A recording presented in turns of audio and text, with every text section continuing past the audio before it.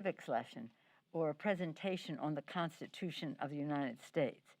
The 25th Amendment to the Constitution was ratified in 1967 after the assassination of President Kennedy, with strong bipartisan support. Members of Congress have a duty to take all necessary action to preserve continuity of government and protect the stability and integrity of our democracy for the future. That is why today, again, it is my honor to welcome Congressman Jamie Raskin of Maryland, a constitutional scholar, as he introduces legislation to establish a commission on presidential capacity to discharge the duties and the powers and duties of the office. This is not about President Trump. He will face the judgment of the voters, but he shows the need for us to create a process for future presidents. Throughout America's history, our leaders have created and strengthened guardrails in the Constitution to ensure stability and continuity of government in times of crisis. The 25th Amendment creates a path for preserving stability if a president suffers a crippling physical or mental problem and is, quote, in the amendment, unable to discharge the powers and duties of his office and transfers his powers. Specifically, Section 4 of the amendment empowers Congress to set up an independent body to confront such a crisis. Congress has a constitutional duty to lay out the process by which a president's incapacity and the president of any party is determined. This bill honors the duty by creating a standing commission of top former executive officials and medical experts selected in a bipartisan, bicameral way. A president's fitness for office must be determined by science and facts. This legislation applies to future presidents, but we are reminded of the necessity of action by the health of the current president. With this bill, the Congress honors our oath to support and defend the Constitution and protect the American people, and we uphold our responsibility to preserve our republic for generations to come. Now it is my honor to yield to the distinguished gentleman from Maryland, a constitutional authority by teaching it, honoring it, and again, legislating to honor our Constitution. Congressman Raskin, thank you for your leadership. Madam Speaker, thank you very much. I'm honored by your words, and thank you for inviting me to present to the press this legislation. In times of chaos, we must hold fast to our Constitution. The 25th Amendment is all about the stability of the presidency and the continuity of the office. It's a tool that was adopted by overwhelming bipartisan majorities in the House and in the Senate in 1965, and overwhelming bipartisan majorities of state legislatures, 3/4 of whom passed it in 1967. The 25th Amendment is designed to guarantee the continuing peaceful transfer of power in our country. The principal authors of the amendment, like Senators Birch Bayh and Robert F. Kennedy and Congressman Emanuel Seller from New York, wanted to resolve basic questions about stability, continuity, and succession in the office of the presidency. So Section 1 established that if the presidency is vacant, the vice president becomes the president. And believe it or not, that was ambiguous at the time. Section 2 establishes that if the vice presidency is vacant, the president nominates a vice president, and by concurrent majority vote of the House and Senate, that nominee becomes the vice president. Section 3 established a process for the temporary transfer of power by a president who is incapacitated by transmitting to the President pro tem of the Senate and to the Speaker of the House a statement establishing a temporary disability. And this has happened multiple times with various presidents, including President Reagan, who transferred powers to Vice President Bush when he underwent colorectal surgery. Now, Section 4 deals with the problem of a president who becomes incapacitated but has made no provision to temporarily transfer powers, meaning, in the words of Senator Birch-Bayh, that the president is unable either to make or to communicate his decisions as to his own competency to execute the powers and duties of his office. In that case, the vice president and a majority of the cabinet, or the vice president and such other body that may be established by Congress, may determine that there is a presidential incapacity and notify the president pro tem and the Speaker of the House of that inability to conduct the powers and duties of office. In that case, the powers would be transferred to the vice president. Now, if you read Section 4, you will see that the president has the opportunity to object, that he actually can conduct the powers despite what the vice president and these bodies are saying. And ultimately, there would be a vote of the House and the Senate, and it requires 2/3 to side with the vice president. So it's made procedurally difficult to make sure that this is really only for the most extreme situations where you have a president who cannot fulfill the functions of the office. Now, it's never been necessary, but the authors of the 25th Amendment thought it essential in the nuclear age to have a safety valve option. And as they often said, we have 535 members of Congress, but we only have one president. In the age of COVID-19, which has killed more than 210,000 Americans and now ravaged the White House staff, the wisdom of the 25th Amendment is clear. What happens if a president, any president, ends up in a coma or on a ventilator and has made no provisions for the temporary transfer of power under Section 3? Who has the powers of the presidency at that point? Is it the chief of staff? Is it the vice president? Is it the secretary of state? This situation is what demands action under Section 4. I wish that Congress had set up this permanent body 50 years ago. It did not do it, but we do need to do this, certainly in the next Congress. The framers of the 25th Amendment knew that you could not always count on the cabinet to act, and so Congress has a role to play, and that role must be totally bicameral and totally bipartisan. And the legislation that I introduced today seeks to establish a 16-member commission that could act in the event of such an emergency, and a chair, a 17th member, chosen by the 16 members themselves. 8 members are chosen, half by Republican leaders and half by Democratic leaders, from medical personnel, physicians, and other medical authorities. The other 8 members are drawn from the ranks of former high-ranking executive branch officers, including former presidents, vice presidents, attorneys general, secretaries of defense, treasury and state, and surgeon general. So the commission is entirely bipartisan, and of course, under the 25th Amendment, it can act only in concert with the vice president, who is the key actor under the 25th Amendment. So the Constitution is designed to give us the tools that we need to deal with the many crises of human affairs that can affect the continuity of democratic self-government. We are in the middle of a momentous election, and as the Speaker said, the people will decide that. But when we get through this, the problem that we're talking about today is something serious that we have to face. And I'm delighted to introduce this legislation and to answer any questions you may have. Madam Speaker, can you address the concern here with this commission? And this is a two-part question. Number one, the idea that medical professionals on this commission would not have examined the president. There are ethical issues as to whether or not that's appropriate for them to rule or make a judgment on a president's health if they have not done that. And number two, you say this is something in the future Congress that should be addressed. And Speaker, you said this is not about this president. How can we read that at this point in time when you talk about COVID-19, this not being about this president? So I'll answer the first question. I'll let the Speaker take the second.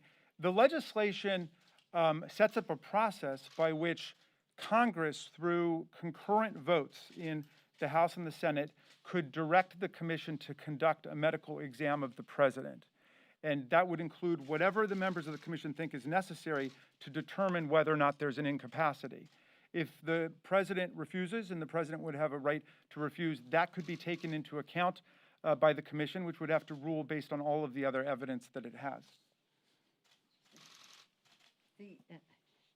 Again, this isn't about any judgment anybody has about somebody's behavior.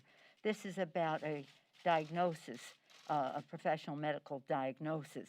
Let me just back up for a second just to put personal here. When this happened, it was after the assassination of President Kennedy. And you may not know this, you weren't born yet, but there was and Lyndon Johnson became president, there was no vice president. And if anything had happened to President Johnson, and his health was not the greatest, the Speaker of the House would have become the President of the United States. So this sets up how you would elect a vice president, how a vice president would be chosen by the president, but voted upon by the House and Senate. And of course, that's what happened with Gerald Ford.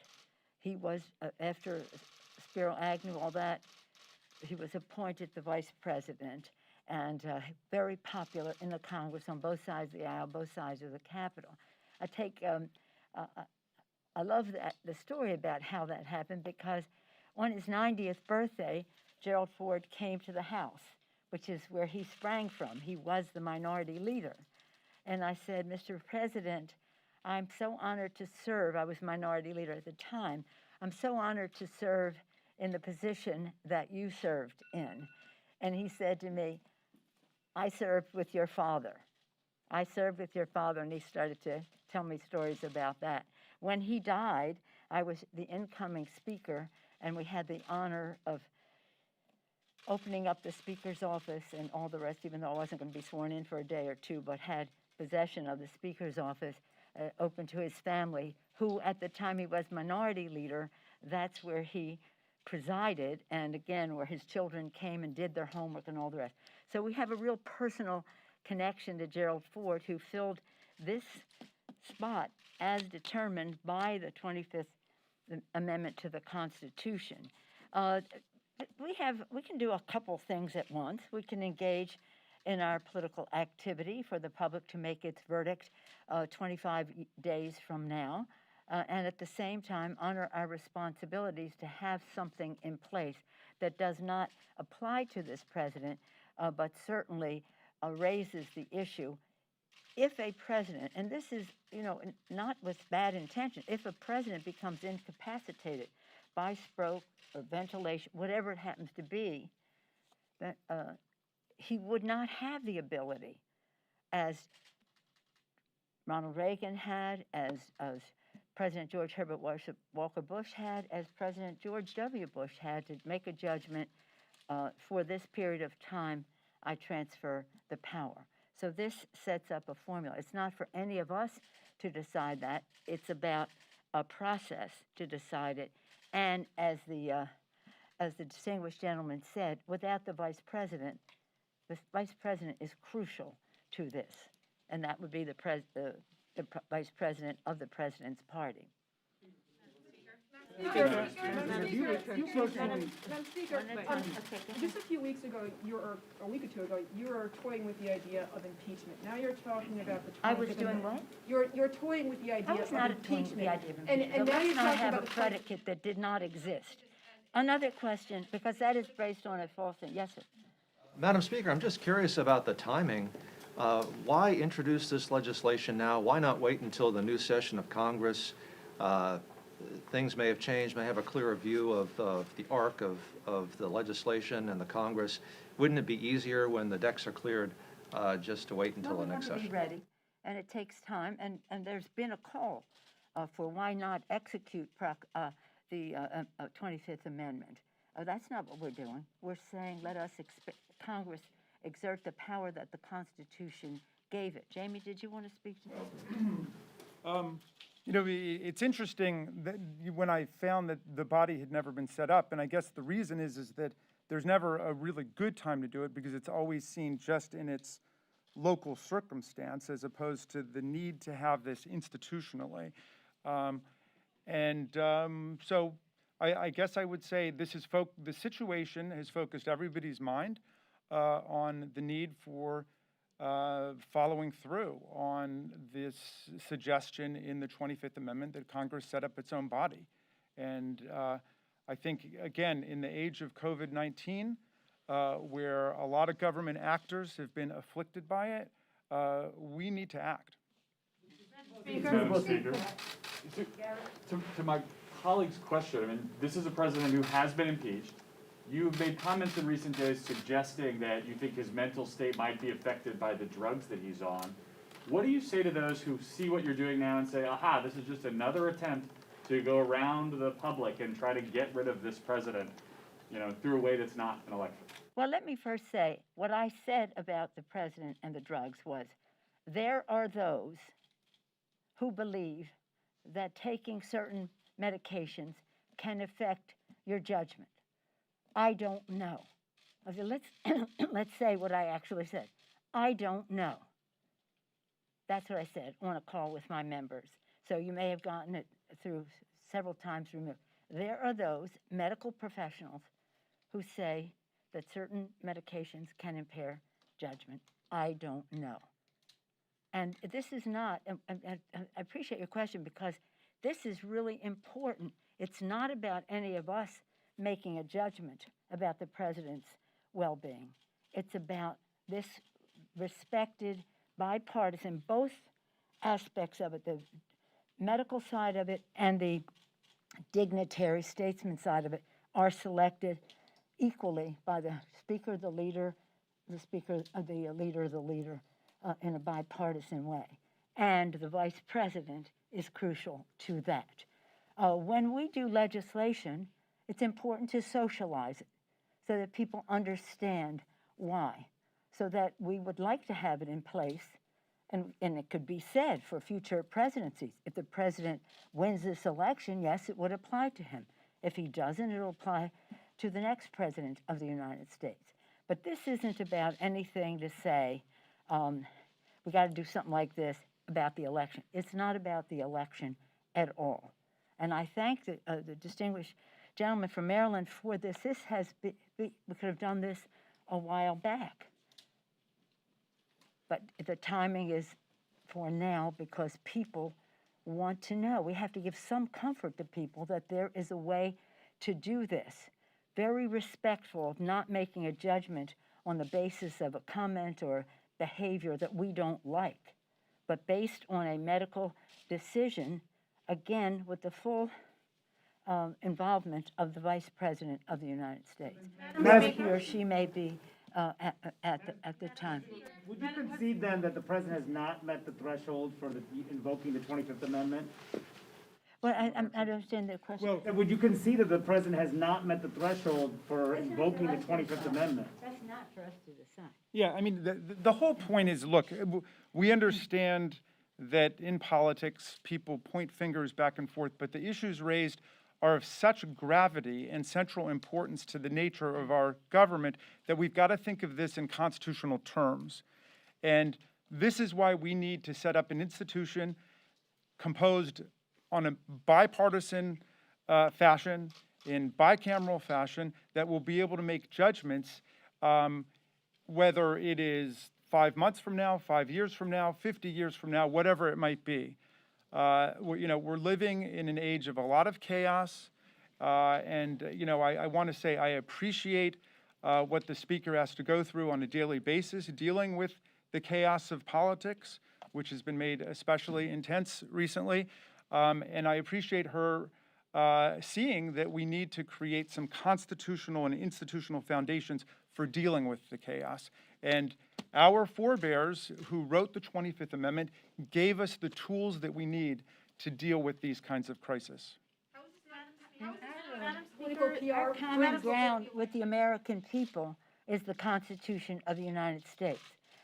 It has always been gratifying for me, edifying, to go around the country, and no matter Democrats or Republicans, right or left or whatever, that the Constitution, the rules, are what really do unify us. And this is a comfort to people, that it's not about who's in power saying, I don't like the way he or she is acting. It's about a process that is bipartisan, based in the Constitution, giving Congress the power to do this, which Congress hasn't done, and again, at a time when people understand that it has there's a necessity for it. But again, to your question, it isn't about any of us making a decision as to whether the 25th Amendment should be invoked. That's totally not the point. That's not up to us. That's not up to us. But I do go back to Mr. Raskin's point. Just put yourself in a situation and your responsibilities to your family. Should any of you suffer a stroke or COVID and go to ventilation and all the rest of it and are not capable of making decisions for your family, and just because it's unforeseen, accidental, whatever happens, wouldn't you have in advance like to have had a plan for your family, even if it's temporary, God willing, even if it's temporary, that would be in place. So that's what this is. Madam Speaker, on a related note, do you think... You've suggested that... This will take one more because Thanks, Madam I Speaker. have a day job. You've suggested that President Trump has an altered state of mind. What are the indications of that? And if I may, recently you commented on UK Brexit policy. Do you think Prime Minister Boris Johnson is an example of somebody whose capacity to govern is reduced by coronavirus? I have no idea, nor do I have of President Trump. I just said he is under medication. Any of us who is under medication of that seriousness is in an altered state. He has bragged about the medication that he has taken. And again, there are articles by medical professionals saying this could, as I said earlier, could have an impact on judgment. I don't have the faintest idea about Boris Johnson, but I'm glad you brought up the subject because I think we have to be very careful about what happens in the UK. We have very stringent rules in terms of the Food and Drug Administration here about the number of clinical trials, the timing, the number of people, and all the rest, so that when a drug is approved by the FDA and the Scientific Advisory Committee, that it is safe and efficacious, then it will have the trust of the American people to take it. So vaccines are about trust. We want people to take it. So we pray that it is soon. The sooner the better. Not one day sooner than it is safe and efficacious, but not one day later either. And my concern is that the UK's system for that kind of judgment is not on a par with ours in the United States. So if Boris Johnson decides he's going to approve a drug and this president embraces that, that's the concern that I have about any similarity between the two. Thank you all very much. Speaker, on a related note, do you think it's safe for the president to go out campaigning tomorrow?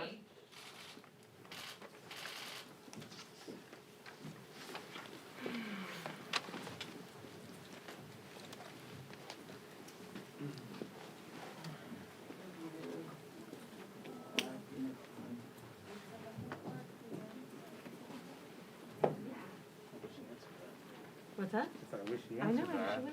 That was exactly the question I was going to ask. That was annoying.